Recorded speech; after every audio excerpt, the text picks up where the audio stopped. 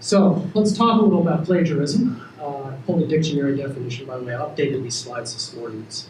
I don't know how you guys prepare slides. Usually they tell people, you do it weeks ahead and you prep and practice and whatever. I'll sometimes do them the night before, but I often go through them the morning before, and then they're fresh in my mind. I don't have to be constantly looking at the shoulder. But so dictionary definition of plagiarism. So you're using another person's work or ideas, that's part one, and you're not adequately giving them credit. That's part two. So it's a pretty simple definition. The problem, of course, as in just about anything it sounds like it has something to do with law, is there's a lot of wiggle room in here. So I do have one rather humorous, I hope. Maybe it's only humorous for my generation. But let me find it.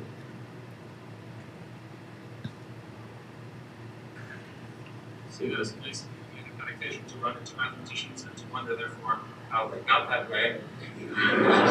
Take a big one. Here, in partial explanation, perhaps, it's the story of the great Russian mathematician Nikolai Ivanovich Lobachevsky. Who made me the genius I am today? The mathematician that others all fool. Who's the professor that made me that way? The greatest that ever got job on his school. Who am I deserves the credit? Who am I deserves the blame? And Nikolai Ivanovich Lobachevsky is his name. Hey, Nikolai Ivanovich Lobachevsky. I have never forget the day I came to meet the great Lobachevsky. In one word, he told the secret of success in mathematics. Plagiarize. Plagiarize! That no one else is going to plagiarize! Remember why the good Lord made your eyes, so don't change your eyes, but plagiarize, plagiarize, plagiarize. I'll be sure always to call it, please. Research. Yeah. Ever since I mean this, my life is not the same. And that is. So, point of that is that research and plagiarism have gone together pretty much as long as there's been either one.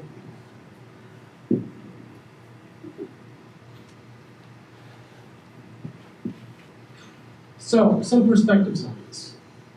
First off, we're talking about ideas. We're talking about words, we're talking about images, we're talking about publications. They could be in journals and paper, they could be out on the web, they could be Twitter feeds, they could be just about anywhere. And of course, in this day and age, we come to think of those sorts of sources of information as being free.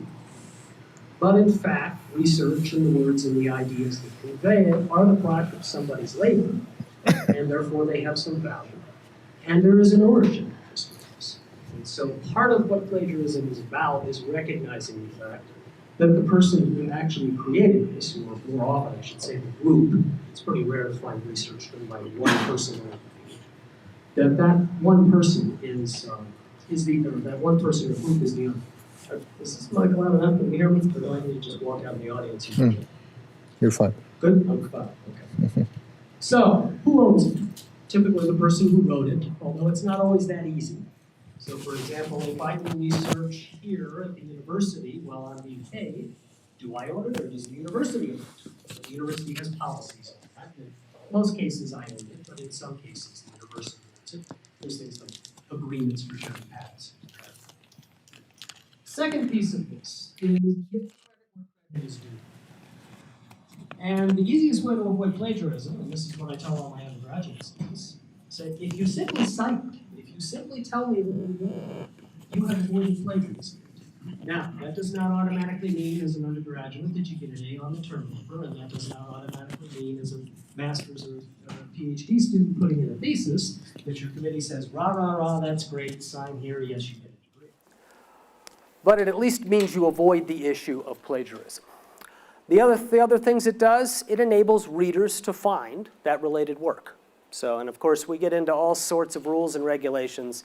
Frankly, they've always driven me nuts. Is it APA style or is it some other journal's style? And, do you put the reference in the square brackets or do you cite the name and then the year and, all that weird stuff. And whatever field you're in, you're going to have to learn whatever the conventions are for proper citation.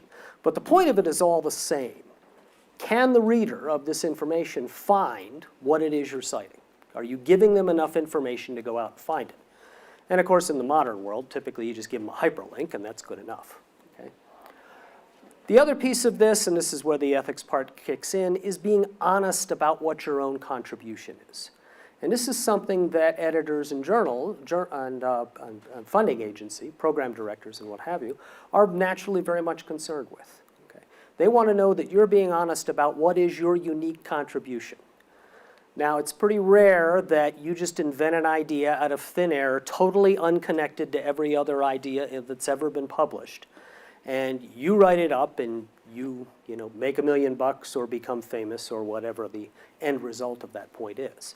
So in order to show your originality, you need to show what you've borrowed from elsewhere, show the lineage, chapter 1 of every thesis or dissertation ever written, the giant long, literature review, is basically to show on what base are you building? Where is that lineage? Okay. Then from there, are there other ideas that are similar to yours? Are there other ideas that are different from yours? And most importantly, how does your contribution take it to the next step? How does your contribution build on all that work before you? How is your contribution 2% better than another way that somebody did this, or hopefully 5 or 20 or 50% better? Or maybe if you're truly lucky, how does your contribution represent a completely fundamentally different way of doing things? Okay. So those are all aspects of plagiarism and of originality. All right, now let's I teach in the business school, and I'm trained as an accountant and an IT person, but when you go to a business school, you got to learn all the other disciplines, okay? And one of the disciplines that you have to learn when you're in a business school is marketing. And marketing gives you some pretty valuable perspectives for life in lots of places, and research is one of them, okay? And as a matter of fact, it was a senior professor very early in my career, before I was tenured, who kind of took me aside and said, Steve, there's a concept I'm not sure you've got quite down right, okay? Actually, 2 concepts. The first concept he gave me was, remember, you're producing for somebody who's gonna essentially buy this. Think of the journal editor, think of the review team. If it's a dissertation, think of the dissertation committee. If it's a textbook, think of the professors who are gonna, assign it to their students. Somebody in the end is gonna buy this, whether or not they actually put money forth. They are consumers, and you need to treat them as such. The second one he gave me, which isn't all that relevant to this discussion, is he said, always have a product mix. Every article doesn't have to go in an A journal, Steve. Spread the work around a little bit. It's nice to have a selection of things. Okay. So from the point of view of a journal editor, what questions are they most concerned with? Well, first and foremost, they're concerned with the concept of originality. And they're concerned with it for a couple of reasons. Number one, if this is an actual research journal, then they expect, and their readers expect, that everything in there is going to be original. It's going to represent something new. If it's not, then nobody's going to want to read the journal, and its rankings are going to go down, and they're not going to be able to sell it. Okay. But the second issue that they're worried about originality is, frankly, they don't want to get sued. And yes, you sign all sorts of releases and waivers and what have you that say, when you submit an article, it says, yes, this is my work. But, one thing they teach you in business law is, pretty much anybody can sue anybody anytime over anything. So they don't just sue the journal, you don't just sue the author. You sue the author, you sue the journal, you sue the university where the author works, et cetera, and you hope somewhere there's enough deep pockets. So, types of things they're looking at as they drill into that, what's the balance of the original content and the unoriginal? And unoriginal is kind of a harsh term there, but back to the previous slide, you're building on the work of others. Presumably you've got that first section or first 2 sections that are reviewing the past literature, and then you go on to show how what you're doing is new. So there's always a balance of new and old.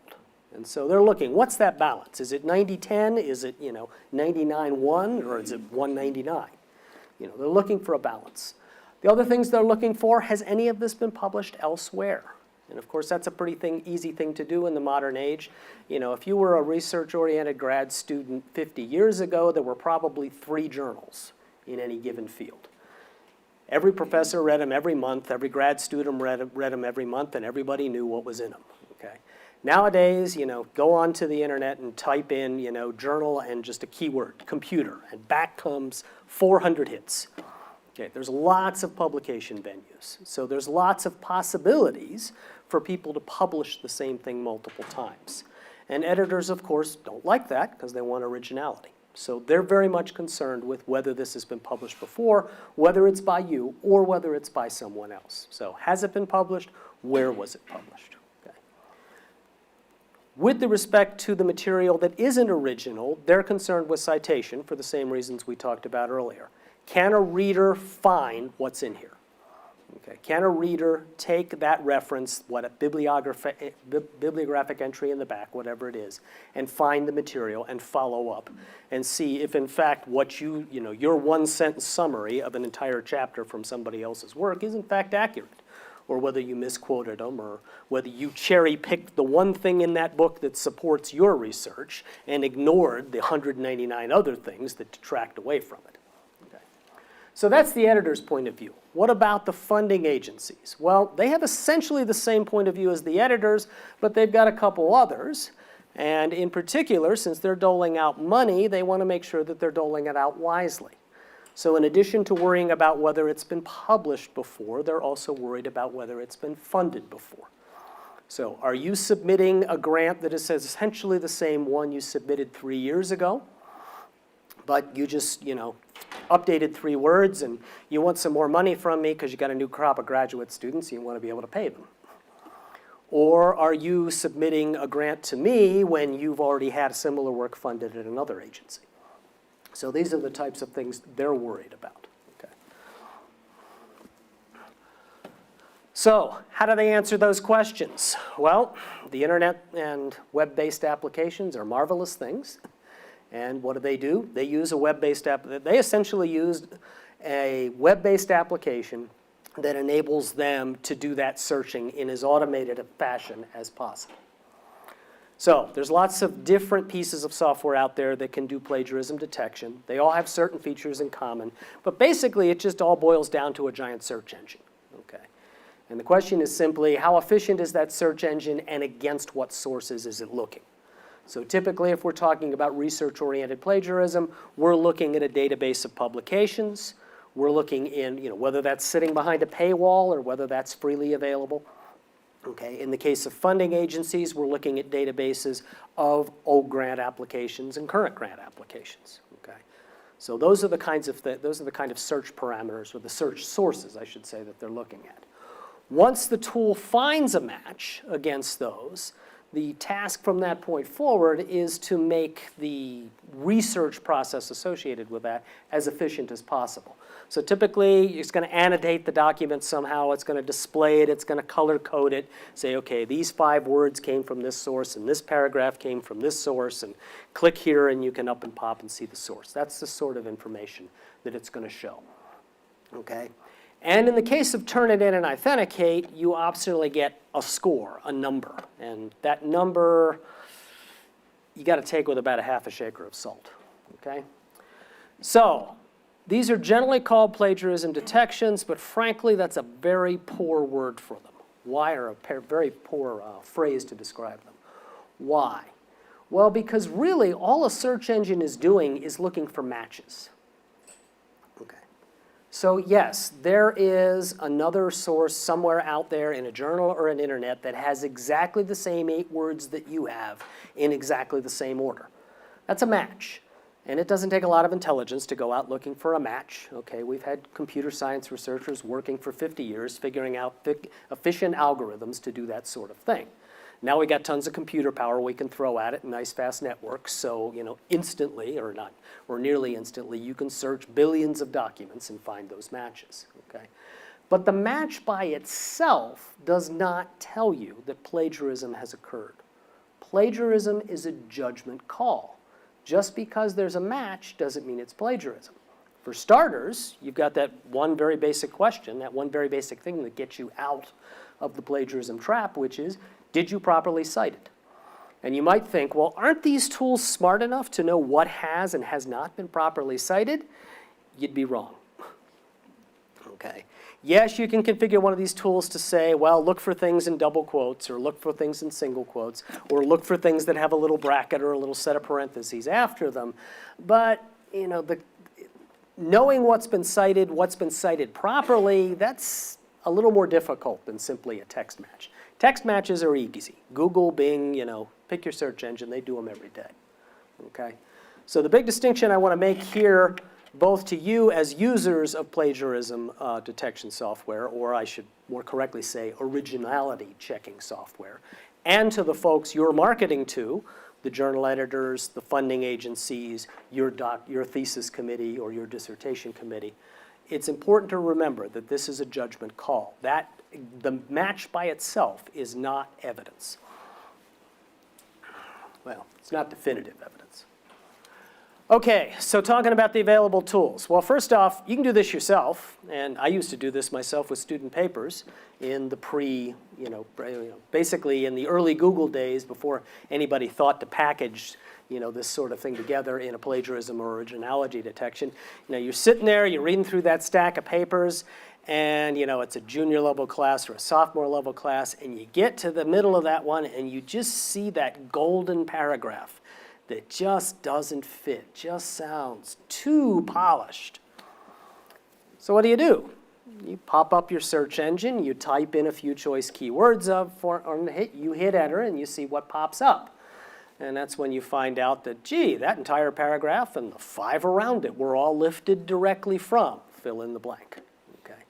So that's one way to do it, and it works. The disadvantage, of course, is it's rather inefficient if you are, say, a journal editor receiving 200 submissions a month, or if you're, say, a mini-track chair who's working in a conference and is looking at 40 or 50 submissions, or if you're, say, a program officer at the NSF, or the NIH, which might be getting hundreds or thousands of these a month. So you need some efficiency. You need a tool that's really designed, optimized for workflow, as we would say in the business school.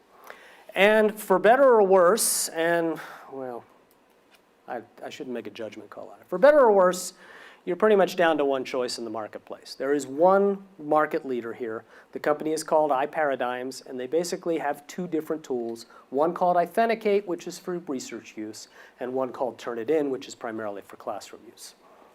Okay? And it's Authenticate that we're going to talk about here today. How am I doing for time? Okay. Thanks.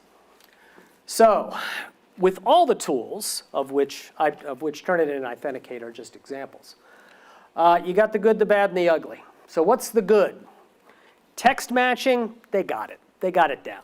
Okay, text matching algorithms, people have been working on that for 50 years. Okay, plenty of computing power to throw at it. And it's not just exact matches. They do very well with paraphrasing. They do very well with, moving words around. Some tools even do pretty well with matching, again, in multiple languages. Okay, so text matching, no problem. Okay, the bad, well, it's a tool, and especially for things like paraphrasing, no tool's perfect. I mean, you ever go in and get a medical test and it comes back positive? And of course, you go into immediate paranoia, but then you talk to the doctor, and the doctor doesn't seem all that worried. You say, well, doc, why aren't you all that worried? And the guy says, well, this test is right about 60% of the time. And it's wrong about 30% of the time, or vice versa. And so, of course, sorry. Thanks. Got about 5 minutes, and I got a noisy phone here.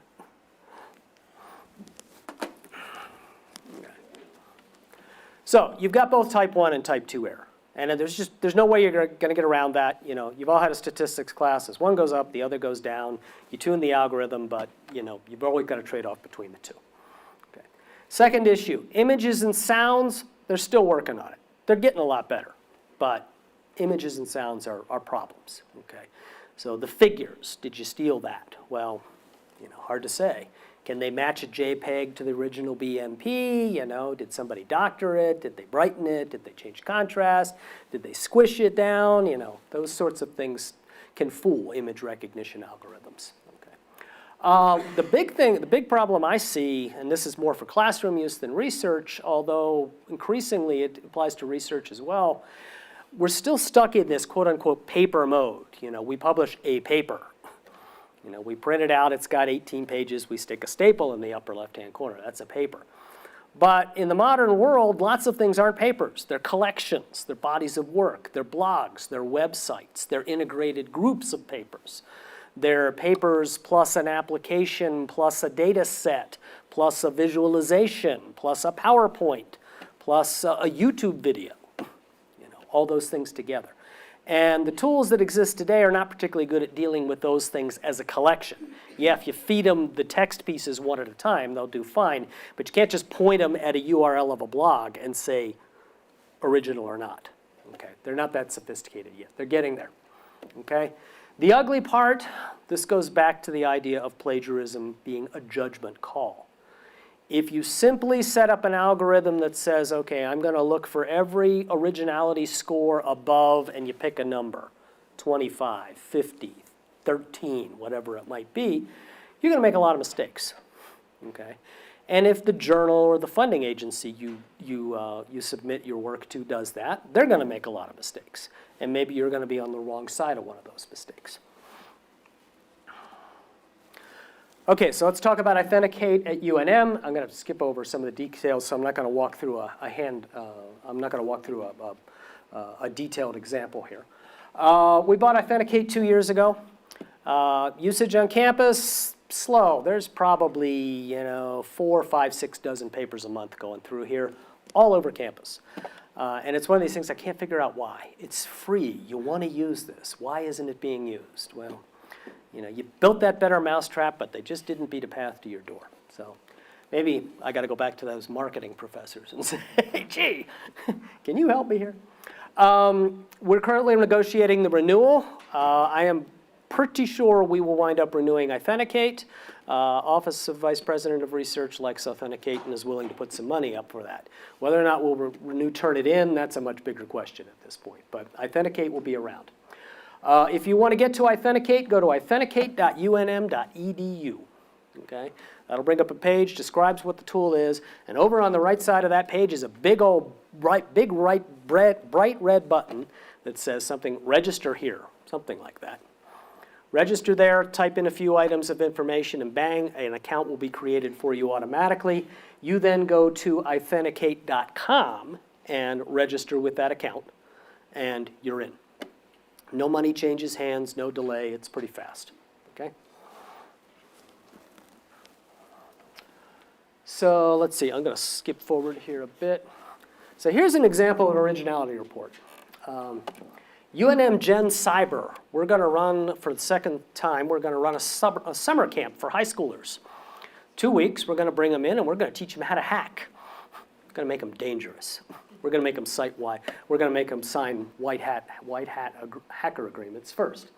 Last year, we kind of did it with some internal funding. This year, NSF said, gee, we've got some money for this. Why don't you apply? So what I did this morning is I ran the pre-proposal, which was just 3 pages, through Authenticate, just to see what would come up. And not a lot of matches. You'll see up in the right-hand corner, 3%. That was my originality score. So I did very well if 3% actually means something.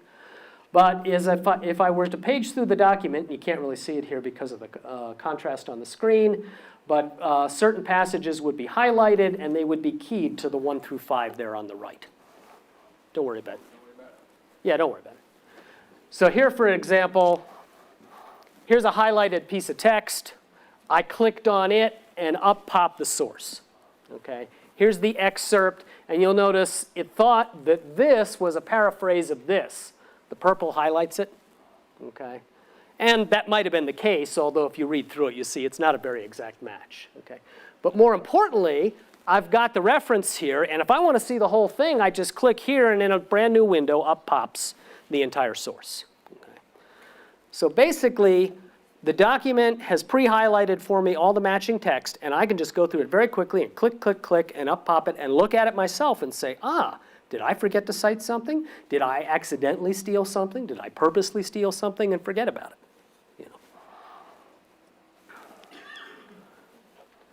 So using a tool like that, you can very efficiently identify some instances of what might be plagiarism.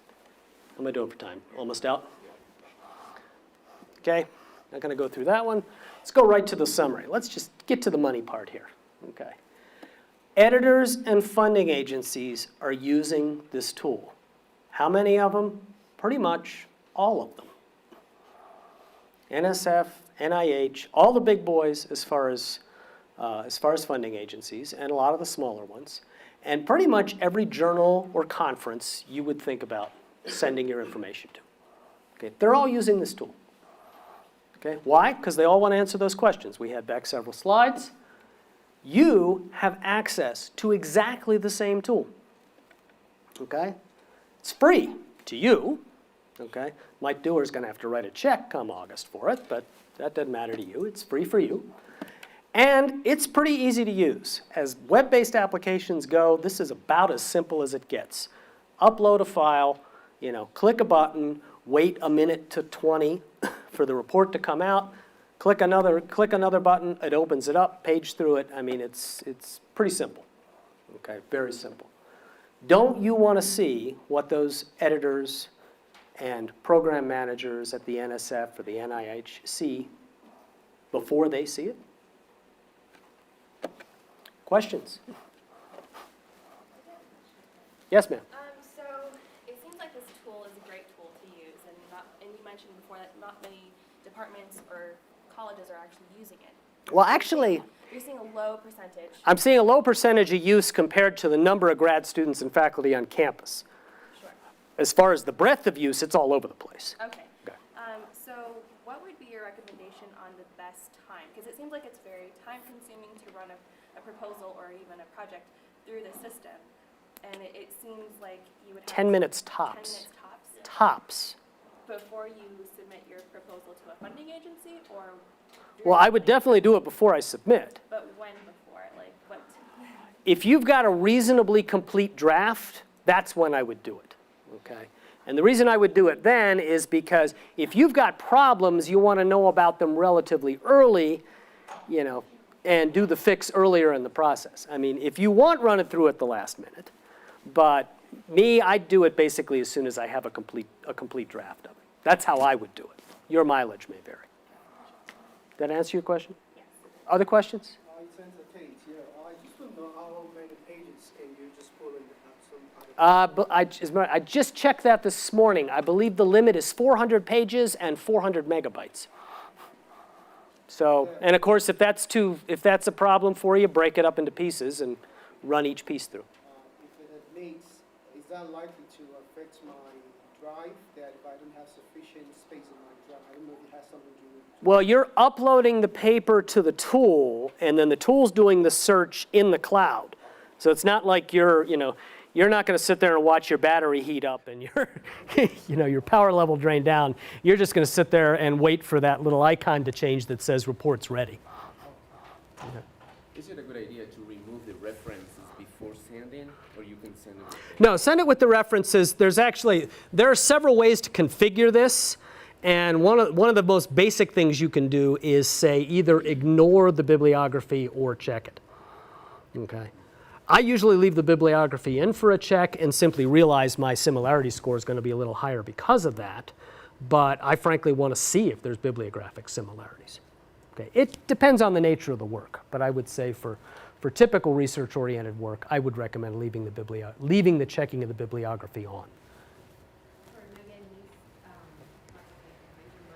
say that it's free to us. How? Where do we access this? Do we download it? Probably I missed that. It's a web-based application, so there's nothing to install on your machine. Just go to authenticate.unm.edu, and on that page, click on the red button on the right side to register. Then go to authenticate.com and log in with whatever credentials you created in the previous step. And at that point, you're not actually running anything on your machine except a web browser. Who'd I miss? Oh, I'm sorry. Would Turnitin be a good thing to suggest your students use as undergrads, as they're doing research papers? If they're doing research papers, you want Authenticate for them to use themselves. Okay. The argument for Turnitin is that it's highly optimized for classroom use. So if I'm an instructor and I'm managing students submitting 50 papers, it handles that scenario very well. Whereas an individual student looking at one paper, it doesn't make any sense to go through Turnitin. And plus, Turnitin may not even be here next year for them to use. But Authenticate will be. Was there a question over on this side? One more thing. Sure. Just for laughs and giggles, the interface between the two similar? Yeah, they look pretty similar. And of course, they're from the same company, so the underlying search engine is pretty much identical. The nature of the originality report and how you navigate through them, very similar as well. I mean, they're essentially, they're the same system customized to two different workflows. Okay. The other big difference is on Turnitin, you can have the submissions added to a giant repository of student papers, which makes it very handy if you want to catch things like the student who reused their brother down at NMSU's term paper from last year, or the purchased paper that's been used by 20 different students. First person will get away with it, but the other 19 won't. So talking about ethics, if I wrote a paper like 100, maybe 50 paragraphs, and just one paragraph, in one paragraph, 3 or 2 words were highlighted, and I decide to ignore that. Is there any kind of implication for that? I guess it depends on the words, but I mean, based on the sheer volume, I would say no, but maybe those were the most important words in the entire in the entire paper. I mean, and that's why I say it's a judgment call. It really is a judgment call. I want to go ahead and break in here. If you'll notice, we are recording these, and we are hoping that within a couple of weeks they'll be edited and up on the AIR website, so you can review this content, and mostly the slides will be visible at that point. Or you can contact Dr. Burd anytime. burd@unm.edu. He is the plagiarism expert. No, I shouldn't say that. What's still the originality tool expert? Okay. All right. So yes, if you got any questions, follow up with me. I'll be glad to answer. Thank you.